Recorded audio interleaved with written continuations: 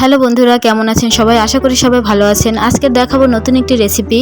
হ্যাঁ, আজকে দেখাবো মোগলাই পরোটা খুব সহজেই ঘরে কিভাবে বানিয়ে দেবেন বাচ্চাদের। প্রথমেই আমি আটা বা ময়দা যে কোনো একটা নিয়ে নেবেন। একটা বলে নিয়ে তাতে আমি পরিমাণ মতো তেল, একটু সাদা তেল, একটু লবণ আর একটু অল্প পরিমাণ চিনি দিয়ে ভালো করে তেলটা যাতে ময়দার গায়ে লেগে যায় সেরকমভাবে যে দেখুন যখন একদম একটা আমি মুঠোয় ভরে নিলাম এবং চাপ দিলাম ভেঙে যাবে এরকমের অবস্থায় হবে, তখন আপনি অল্প অল্প জল দিয়ে এটাকে একটা ডোয়ের মতো বানিয়ে নেব। বন্ধুরা, একেবারে প্রথমেই পুরাটা জল দিতে যাবেন না, তাহলে হয়তো ব্যাটারটা বেশি নরম হয়ে যেতে পারে।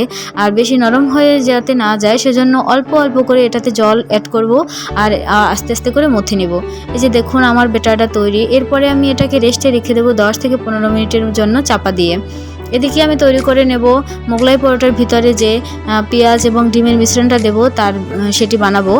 এখানে আমি নিয়ে নিয়েছি কিছু পেঁয়াজ কুচি, একটা ডিম এবং এই যে একটু ম্যাগি মশলা আর কিছু ধনেপাতা কুচি। এটাকে আমি মিশিয়ে এক সাইডে রেখে দেব। এখন এদিকে আমার ডোটা তৈরি হয়ে গেছে, দেখুন কত সফট। এরপরে আমি কতগুলা রুটি বেলে নেব।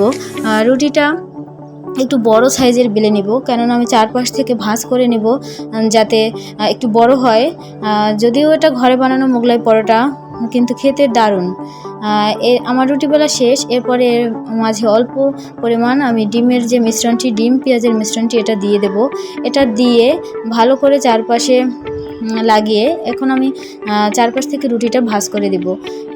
আপনারা যখন এটাকে বেলবেন সুন্দর করে ভাঁজটা করবেন, যাতে ভাজার যখন আপনি তেলে দেবেন যাতে খুলে না যায়। এই যে আমি একটু সাইডে ডিমের বা আপনারা জলও দিতে পারেন, জল দিয়ে এই যে আস্তে করে যাতে জয়েন্টগুলো ভালো করে লাগে সেজন্য যে ভালো করে একদম এঁটে দিলাম, যাতে তেলে দেওয়ার সাথে সাথে এগুলো ছুটে না যায়। এরপর আমি এগুলো গরম তেলে দিয়ে দেব। এই যে দেখুন গরম তেলে আমি আস্তে আস্তে করে অল্প আছে, চুলার হিট এ সময় মিডিয়াম টু লো থাকবে, অল্প করে ভেজে নেব, না হলে ভিতরে পেঁয়াজ ডিম এগুলো হচ্ছে সিদ্ধ হবে না। দেখুন আমার মোগলাই পরোটা ফুলে যাচ্ছে। এপাশ ওপাশ করে দুই পাশই হালকা বাদামি করে ভেজে নেব। যখন দেখব এই যে দেখুন একদম কালার চলে এসেছে, তো এখন আমি উঠিয়ে নেব এবং বাকি যে মোগলাই পরোটাগুলো আছে সেগুলো আমি এরকম করে বেলে এবং ভেজে নেব। আসলে এই বাচ্চারা প্রতিদিন বিকেলেই এটা ওটা ভাজা পোড়া খেতে চায়, আর বাইরের খাবারে তো অবশ্যই ভেজাল থাকে, আর কতদিনের বাসি তেল তার তো কোনো ঠিক নাই। এজন্য আপনারা খুব সহজেই এভাবে বাচ্চাদের মন রাখতে ঘরে বসে বানিয়ে নিতে পারেন।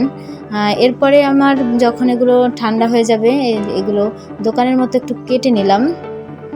এই যে দেখুন ভিতরটা দেখতেই খুব ক্রিপসি মনে হচ্ছে, একদম মুচমুচে, খুবই মুচমুচে এবং ভিতরে পেঁয়াজ এগুলো সিদ্ধ হয়ে গেছে। আমার মেয়ে তো খুবই পছন্দ করে এটা, বিশেষ করে মায়ের হাতে বানানো যে কোনো জিনিসই। ঠিক আছে বন্ধুরা, ভালো থাকবেন। দেখা হবে পরবর্তীতে নতুন কোনো ভিডিও নিয়ে। সে পর্যন্ত সবাই ভালো